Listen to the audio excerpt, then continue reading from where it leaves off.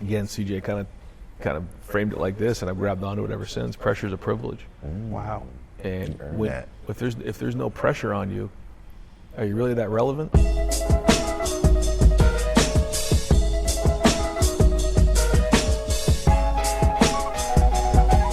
The longest hallway in college football. Bruh. The longest hallway in college football.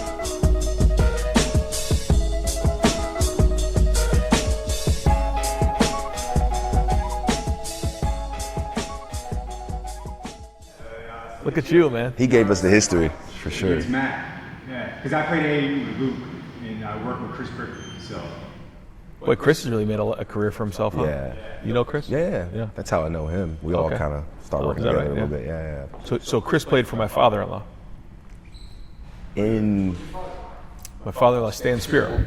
Oh, yeah, because he transferred. Nobody knows that he transferred from Northeastern to Southern New Hampshire, then went to Louisville. So my father-in-law, he was on the Hall of Fame for basketball last. It was Popovich. It was like wow. It was all those. Where's Pop from? Pop's from that area too? No. Oh. Yeah. Wow. Yeah. We were more of a basketball family growing up. My That's wife what I played heard. Division II basketball, and my girls are out. We're at the camp right now. Yeah. So yeah. How'd you get into football then? What made you just?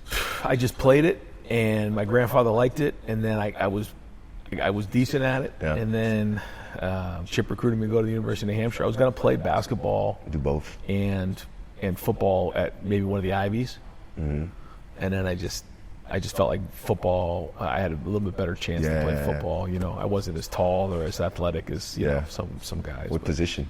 I was like a 2, decent shooter. Yeah. Love that, man. Well, like I said, man, we know how big the Ohio State is and to the world. Yep. But to get the opportunity to sit down with the head coach, sure. Kudos to you, man. Flowers to everything you've been doing. Thanks. And putting into making all this production around here happen. This is massive. No, thanks. And we just want to give you your flowers, but also feel like we're a part of the recruitment process, because we know for recruits and guys looking at this and seeing this, they're gonna feel like they want to be a part of this too, just from seeing it. So I know. Not saying we need them, but we could use them, right? Oh yeah. So we're excited. We just want to fill this out. We can make it as raw as possible. We don't have a checklist of things that we want to talk about. We just want to feel like we're here with you for the short time that we're here. So. No, it's great. And I'm here out of respect to you and everything you've done for not only the school, but just the way you handle yourself and the respect people have for you in the game. So appreciate that. Yeah, I'm here for you. I mean, D'Angelo kind of touched on it, so I guess we could just kind of jump right in on the recruiting process. I mean, you guys year in, year out have one of the best wide receiver rooms, DBs in the nation. Yep. And so, like, what do you look for when, like, as a recruit, who should I be? What should I be like, or as a player and all that? Like, what do you look for? The first thing that happens to us in recruiting is a lot of people will say, well, don't go there. They're loaded. They have all kinds of talent there. Right. And I think for us, we have an opportunity to recruit some of the best players in Ohio, obviously. That's our foundation. Mm-hmm. And what we found is that, there's so many Buckeyes that have left the state of Ohio, but still have, grandparents, parents that are from the state. So there's a lot of connection there. But we also get a chance to recruit nationally. But the thing that we have in common with our locker room is the guys who come here think big. They want to be the best in the world at what they do. You take a guy like Marvin Harrison, for example, since you brought up the receivers. This is a guy, if you asked him, what do you want to do in the game of football? He'd say, I want to be the best receiver to ever play the game. Boss. Like, that's big. Yeah. That's big. And that's the mindset. So every day of practice, you're going to be going against great players.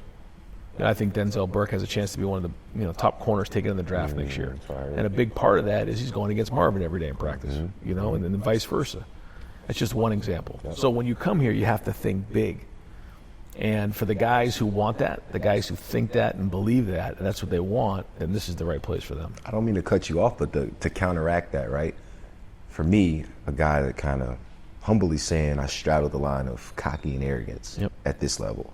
And I felt that me being naive to how good I was allowed me to be a pro. Because if I knew how good I was, I probably would have told everybody. I probably would have acted it, and it would have probably stirred me away from where I was supposed to be, right? And I think when you said with Marvin, he's saying dream big. He was thinking pro, thinking the best ever. Yep. I never thought of being a pro, and that's what helped me kind of be where my feet are. Yep. And I'm so big on that. And to counteract all of that, I think for football, you can dream big. You think the next play you're doing this. For basketball, it's like stay where you are, be content, get better, use every day, because it's hard to do it at each level, but it's so hard to do it at basketball and be versatile at the same time. So. Well, I actually use, our guys love basketball, and I use all the time a guy like Steph Curry. Mm-hmm. So what we say all the time is you have talent. God's blessed us with a certain amount of talent. Mm-hmm. It's our job to develop discipline and skill in our lives. Mm-hmm. And so, I wasn't too familiar with the situation, but here's a guy who comes out of, Charlotte, North Carolina, and doesn't get offered by Duke, doesn't get offered by North Carolina. His dad went to Virginia Tech. He didn't get offered there. He ended up going to Davidson. And, all he ended up doing is become the best three-point shooter, ever. How did he do that? Unbelievable discipline. Mm-hmm. When I worked for the 49ers, I would take my son up and I'd watch his pregame routine and how he would, make all those baskets before. Game-like, for sure. Game-like, all game-like. Yep. And all those shots he'd be working on. But then also the skill that he created in his life. Mm-hmm. And sometimes the more talent you have, like you were saying before, it can take you away from having great discipline and skill because you get away with your talent. Mm-hmm. And so that's something that we really talk to our guys a lot about. It's just once you dig into each individual player and see what made them how they are, the older you get, you start to realize that. For me, the older I get, the more I appreciate it not knowing how good I was, because I know me, and it's just good to be that way. So sure. Coach, did you know, like someone like CJ, did you know he was going to be able to translate as fast as he did to the pro level? Everybody has their own story. It's a little bit different. And when you really go back and study CJ's journey, it's special, and it's unique to him. And he grew up in L.A. where, there were two other quarterbacks at the time who were kind of the ones that everybody talked about. It was Bryce Young and it was DJ Uiagalelei. Mm-hmm. One went to Mater Dei, one went to St. John's Bosco, and one had was in a certain Pop Warner league. CJ played for Snoop's league. Yep. CJ went to Rancho Cucamonga, and CJ, had a chip on his shoulder. And we say it all the time. Every day you walk out on that field, you walk out on the court, you have a chance to prove somebody right and prove somebody wrong. And he always played with that chip on his shoulder. And by the time he got to his senior year, man, he was really playing great football. And that's kind of how it all played out for us. We didn't really recruit him much when he was younger, but we saw the talent as he got into his senior year. And he didn't have a great supporting cast around him, but he made it work. When he got here, it was during the COVID year. So we only had a few games that year. We didn't play a whole lot, a bunch of football, and we didn't really get a chance to develop that class as much. In his sophomore year, when he first got here, he went through a little bit of adversity early on, but you just saw the talent. We're playing Oregon at home here. We lose this game. He threw for over 400 yards, and he played his tail off in that game. That was not his fault, but he took a lot of heat for that. But you just see the way he responded that season, finished that season, and the way he's grown all the way till the way he played really in that last game against Georgia. And now obviously what he's doing in Houston. And I think we talked about it a lot.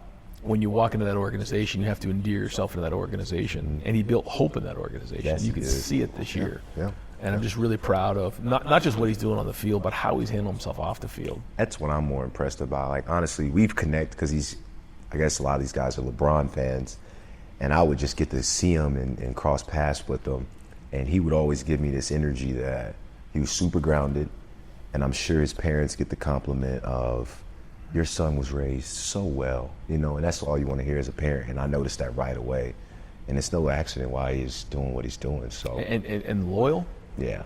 I mean, the minute he has your back, man, he has got your back. Love that. But it isn't easy. Right. But he is a special person in so many different areas, and he's made such an impact on my life. I think he would tell you that he learned a lot from me, but I learned just as much from him. Really? Yeah. Wow. I mean, just to go on coaches, I want to stay here for a second. But as far as coaches talking about how they learn from players, and I brought up Steph Curry. Remember when I was talking about Steph and Steve? Did I mention that last pod with Jake? Probably, yeah. But I think it all correlates. I was talking about when Steve Kerr got the job after Mark Jackson left, he was mentioning how Steph Curry almost made him like lose hair because he just was like, the way Steph played, it was just like something I've never seen before. Really? So once I get the job and I see how Steph plays, I see the potential, but the shots he shoots, the passes he does, the finishes, it looks crazy. And I had to realize as a coach that what he's doing is something I've never seen before. So the more I can learn from him, the more we can be successful. And that's the balance that they had, and when they figured it out, they are who they are now. So it all correlates, and I love to see how all the irony always falls back. Yeah. So I don't really get into too many of the details of it, but when CJ and I would work together, there was a certain expectation that I had in my mind of where I thought he could be, and was unwavering at times. And he was so strong-willed. There was sometimes we'd butt heads right there. But I also learned a lot from him just about how to communicate at times. How I could better approach some things. And he was so smart and just brilliant in the game of football that I just really listened to him a lot. And it wasn't always so much about the X's and O's as it was more like, hey man, just like, let me think clearly right here. Let me go play the game. Let me put the ball in the right playmaker's hands. Let me think players, not plays. Yeah, exactly right. But he is, he really is. And we talk about like football smart and X's and O's and football IQ. He's off the charts, man. Yeah. You got some basketball guys like that kind of, you just see that their preparation, their mind works just different. Yep. Let's progress a little bit. I was always curious when I was in college about my college coach's practice plan. Like what's practice going to be focused on today? Yep. And for you, what would you say your main focus is going into every practice that you can say is probably the most consistent? I'm sure it varies, but like the most consistent main focus that you preach to your guys? Well, I think when in football, you're in different points of the year. So you have spring practice. And we're talking about spring practice. We're talking about getting better as individuals. Like, how do I increase my toolbox? Figure out the things that I need to improve on individually. And so in practice, we have to give them the opportunity to work on those in individual drills, set up group drills, but not really worried about the outcome. Like really focused on how do I improve my skill set. As we head into the summer where we're at right now, that's where now we start to come together as a unit, as a team, start to build chemistry on our side of the ball. Okay. So you start to really get that part of it, try to really focus more on a little bit about the scheme, how things are coming together, and how to identify the things that our guys do well. There's a million plays in football. They're all good, but which ones are going to best, put our guys in situation to be successful? So we're really focusing on that. As we get going with that and we install the schemes in the preseason, now we start to a game plan. And as we get into a game plan, every day is different. So for us, a Tuesday practice is first and second down. We're working on the base game plan, running the ball, play action pass. As we get into Wednesday, now it's more of a focus on the situations, third down, red zone, short yardage, goal line, 2 minute. And then as we get to Thursday, now we're starting to put it all together, put that game plan together. Friday's a walkthrough, and then we're playing the game. So each day is different, but each time of the year is different as well. What about intensity for each day? There's a lot of ways to do it. And we're even going to talk about that again this year and look at some different styles. Everybody has a different style of doing it, but there is an art to it. Where you're putting that work in, the workload heavy in the week. We do have a lot of sports science that talks to us about. You're big on psychology, sports psych, and all that. Sports psych, but even more the science of how many yards we're running, how many high-speed yards we're running, and that is critical, especially for the speed guys. As far as like catapult, and got it. Yeah. Okay. Yeah, and really taking a hard look at all right, in a week as we prepare to the game, what days are the best days for that kind of output? Managing load. You got it. I hear you. Yep. I'm big on that, man. Yep. Go ahead, brother. Does the expansion of the college playoffs, is that going to change how spring and summer and all that? Yes. Yeah. It's a different game. It's a different dynamic. Yeah. We've never had a season where we've had to possibly play 16 or 17 games. And you're going West Coast now, right? And there's more travel. And when you get done with the regular season, you have the Big Ten championship game, then you have a bowl game. Typically that bowl game, there's about a month of preparation there. Damn. Not anymore. It's going to be quick. You're right into the playoffs.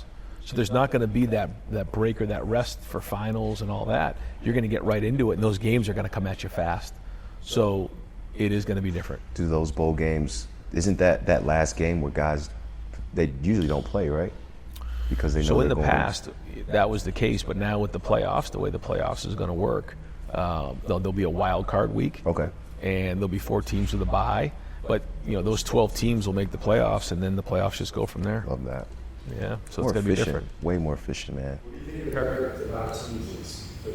like 1AA. They have like a whole tournament. What is it, like 30? How many teams make it for 1AA? 32 or something like that? I think so, yeah. What do you think for like this level it should be? Like how many teams do you think should make it? Yeah, there's been a lot of conversations about that, and I think a lot of it has to do with the automatic qualifiers, and based on how the conferences shake out, how many automatic qualifiers should be getting in. I'm going to let the commissioners battle that out. There's so many other things on my plate. Yeah. The automatic qualifiers are from the previous years. If you win or participate in the last game, you get to carry it over. Yeah. So as we move forward down the road, there's a lot of conversation about which teams should be the automatic qualifiers, and things to consider. Obviously, would be if you're a conference champion. Yep. That's right. Are you a conference runner-up? Did you make it to the conference championship game? Those type of things. Or incentives. What about with the addition of you guys got 4 new teams in the conference this year, right? Yeah. Yes. So what about that? The addition of that, does that make you guys just a more deep conference, a stronger conference? Does that attract people to come here more? It gives us a lot of leverage. I think being 18 teams and the addition of the teams that are coming in, I think it gives us a lot of leverage moving forward. I think the travel is going to be new, something that we're going to have to all dive into. But the other part of the Big Ten that's different this year is there's no divisions. So the top 2 teams will play in the Big Ten championship game, and that's new. Best records. The best records. Like that. So that's going to be a different deal as well. So you may find yourself playing a team twice in a year. I do appreciate it. It gets to go West Coast. I remember when I was younger, coming out of college, and we were in California, and I guess Ohio State played Cal in a bowl game or something, and the whole arena was Ohio State fans on the West Coast, and I wasn't expecting that. Yeah. And just to see that, I just made me realize how big this brand is globally, so always a proud Buckeye. Yeah, the Buckeyes travel, man. I mean, when it comes to the college landscape, it's evolved a lot, not just in the Big Ten and everything, but everywhere with this the whole NIL and everything like that. And it seems to be that it's not going to be going anywhere, but I'm sure they're going to continue to evolve it a little bit more and more and redefine it and those type of things. From your side, one, what do you like about it, and then 2, if you could improve it in any way, is there any ways that you would? I think when it comes to improving it, the more we can do it within the institution, certainly the easier that'll be. And they just passed revenue sharing, so that's the first step in that process. Okay. Because I feel like one of the challenges, you're asking folks outside the university to take part in this, and that's not easy. There's a lot of challenges there. So I think the more we can do that within the institution, the better off we're going to be. Where it's going, it's kind of yet to be seen. I do think the positive things, there's a lot of positive things. I think for our guys to have an opportunity to put money in their pocket is critical. Most people graduate with college with debt. Yeah. These guys they're not going to graduate with debt because their school's paid for. What they're actually going to have is money in the bank if they do it correctly. Mm-hmm. And so the time value of money, if they do, invest it the right way, by the time they're 30 years old, they'll have, their house paid for. And that's just going to put them so far ahead of so many Americans. Levels. And it gives these guys such an opportunity to get a step ahead of everybody else in their lives. My bad, brother.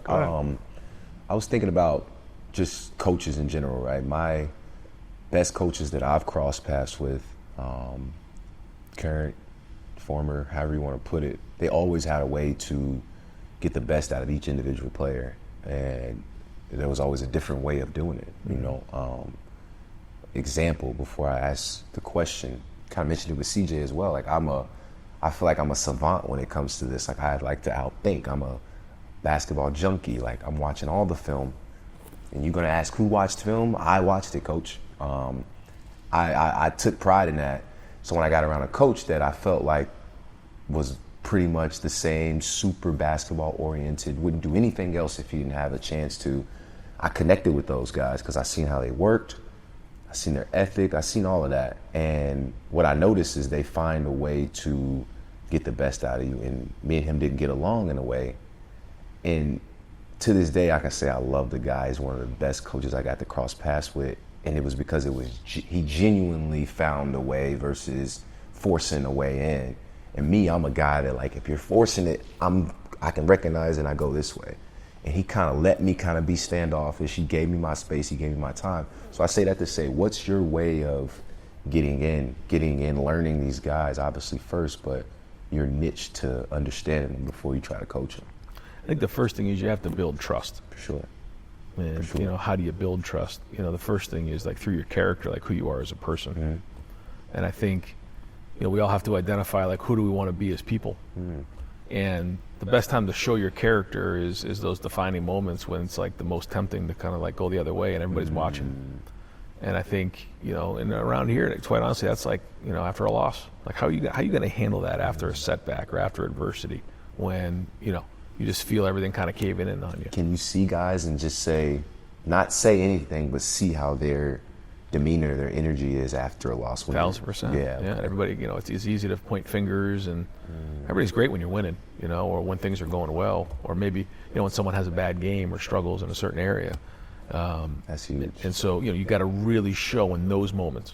I think those defining moments. I hear you. That's the first thing, character. The second thing is connection, like making a connection with somebody. Now, everyone's different, and so, you know, we say you do it through time. Yeah. You know, you got to spend time with somebody, but you also got to make, you know, everyone ticks a little different. Yeah. You know, like you said, maybe you look for a little bit of space, having enough of emotional intelligence to recognize, like, okay, this guy just needs his own space right That's here. the word right there.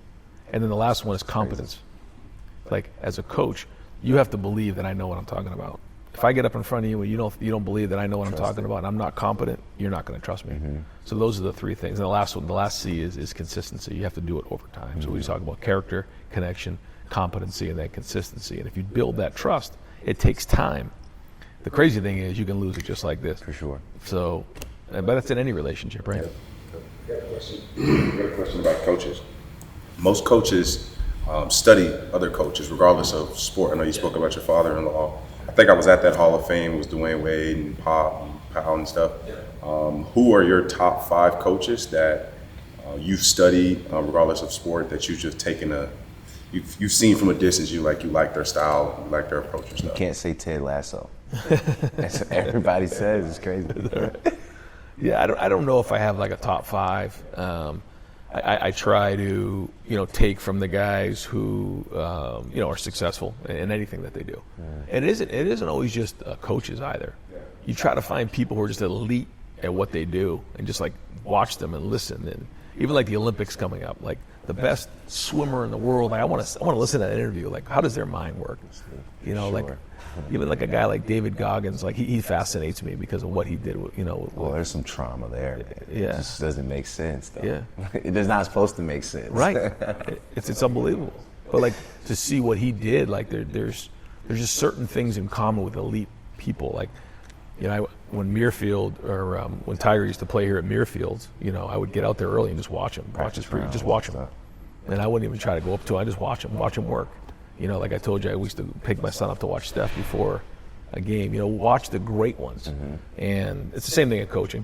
You just try to listen to the guys who are at the top of their game, and you just try to pick out little things here and there. When you recognize it, Yeah. when you're watching these people, do you recognize it right? When you see what you see and see why they're like, do you recognize it right away and you're like, that's it right there, and you kind of add it to your own toolbox in a way? Sort of. And try to find what do they have in common with each other. Yep. You saying what you're saying right now literally is like an everyday thing with I this swear, guy. you're that right? preaching. I'm telling Anytime you. we like, he went to Valhalla and watched the golf, and came back and it was like, he did this, bro, but like this, and we went golfing. He's trying to put it all on his back. Everything we do, he's the same way. He's picking up on the little new. Did you see him do this? And I may have missed it, but he recognized it. Right? Only because I crossed paths with LeBron James. I crossed paths with Steph Curry. I crossed paths with Kobe Bryant. And before I even knew what they had to offer, I was looking to see, like, what is it? Why?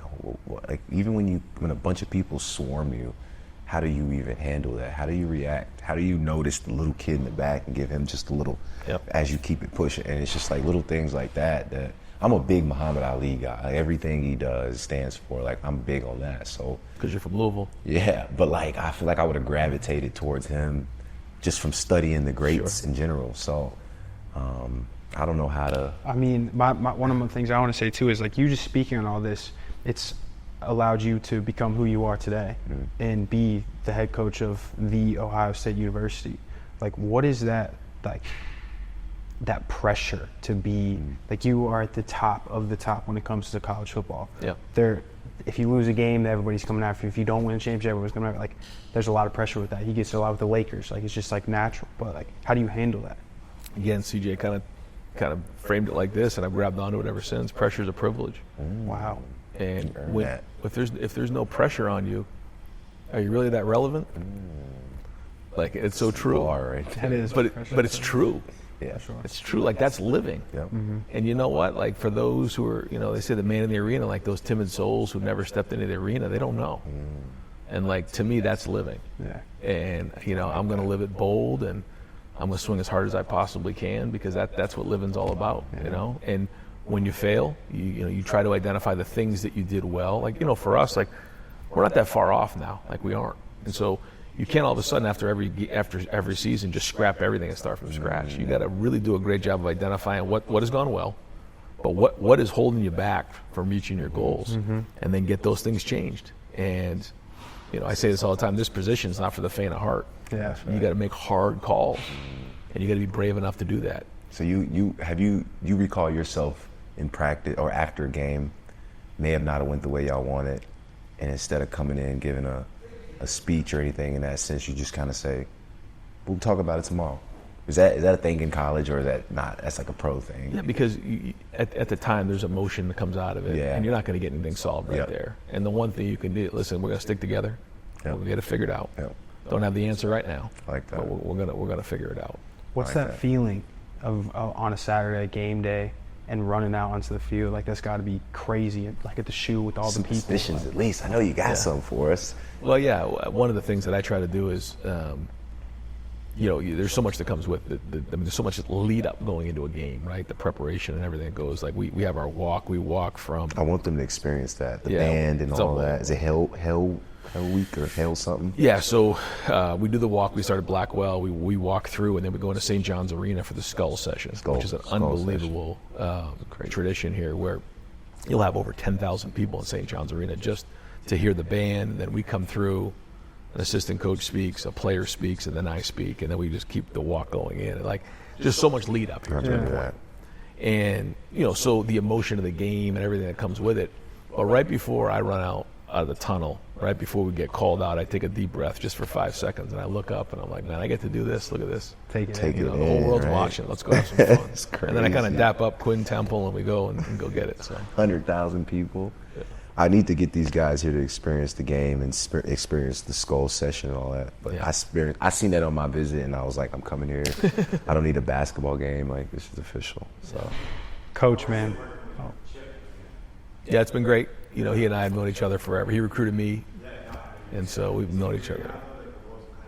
No, because we have such trust in each other, and but it's been great, and I know he's excited to get back to football. Fast offense, was that at UNH when that started? When you guys started playing really fast? You took that to Oregon, right? Exactly right. Yeah, that was it. So his first 3 years as a coordinator, I was the quarterback, and that was kind of the beginning of the no huddle. No huddle. Yeah, okay. And we tried to run as many plays as we possibly could, and scored a whole bunch of points. And then he took that to Oregon, and you guys all started that. That's crazy. Yep. Wow. I got to ask a Michigan question. I didn't really get the experience Michigan week and how big the rivalry was. Coming here before, looking into it, seeing how big of a deal it was. How have you managed to understand that it's the biggest game of the year right here? The preparation, is it bigger going into that week, those games? Is it more of a standard that you're trying to set for your guys, that you kind of try to change their mentality because it's such a big deal? Or you just kind of keep it the same going into like every other game? I mean, there's a balance there for sure. But I think as you put your team together, as you put together the scheme, as you do all those things, that game's got to be where you start. And you almost kind of work back from there. And that's something that I've kind of recognized here in the last couple of years that you got to do.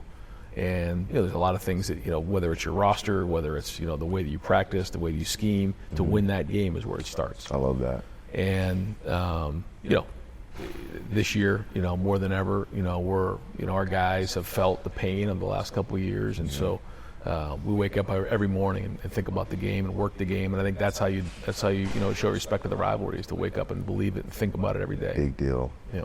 I love that. I think a lot of us play in sports where it's like an intense moment and a coach says something like crazy. I think when in high school, there was like 5 seconds and our coach was like, we're going to McDonald's after this, like an intense moment like that. Have you had a moment like that? Yeah, kind of ease it, because everybody has it. But have you had that moment yet? Where I've had to what? Where you kind of had to ease the pressure a little. Oh. Yeah, I think, you can feel sometimes the pressure building up on the team, and you have to figure out ways to kind of, Bring them back. Yeah, take it easy a little bit. I think when you're doing that, you can also be fake about it, and the guys can feel that. So you got to be real. And I think the way that I try to do it is, like, we've put so much preparation in that your preparation should allow you to play loose. Mm-hmm. Like, you should play with so much swag in this game. Why? Because you put the preparation. It's like going into a test. If you know the answers to the test, like, you're not nervous. Right. You're only nervous if you don't know the answers to the test. If you put the preparation in, go play and have fun. And that's terrible. Sorry about that. That's kind of the way that I look at it, as opposed to being, hokey and try to do something funky. Because the guys, they see through that. Yeah. Listen, man, this was great. I got to stand up, shake your hand, dude. Respect, I know you're a busy dude, man. Give me some love. Man. Absolutely. We'll stay in touch. We're gonna come to a game. I'm sure we're gonna come to a game. That'd be great. We'd love to have you.